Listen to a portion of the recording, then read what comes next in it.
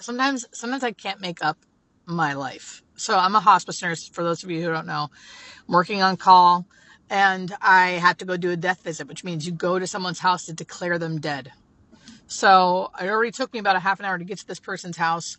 I, in my head, thought I knew exactly where I was going. I knew exactly what house and address I was going to.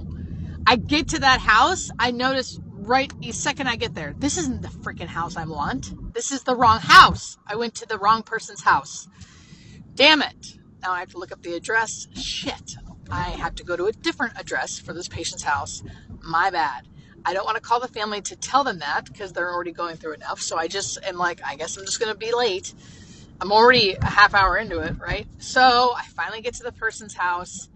I'm walking up to the door.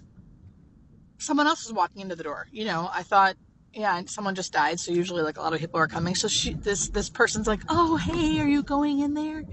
And I'm like, I am. And she's like, here, can you give this to the family? And it was like a bag of food. So I'm thinking she's giving them like a bag of food because their loved one just died. So I was like, sure. And she was like, oh, I'm their neighbor. How is so-and-so, the patient who's dead, how is so-and-so doing today? Is she okay? Are they okay? Girl, I'm like, oh, I'm so sorry. I can't tell you that. I'm not allowed to tell you. I don't know who you are. Oh, I'm their neighbor. Of course. I'm sorry. I shouldn't even have asked. I'll just take the food back. She takes the food back. I'll come in with you and see how she's doing. Meanwhile, I know this person's dead. I know they're dead. So I'm like, okay. Family answers the door. Sad, of course. I go to walk in. Neighbor lady behind me. Hi, so-and-so. How's so-and-so doing today? I brought them food.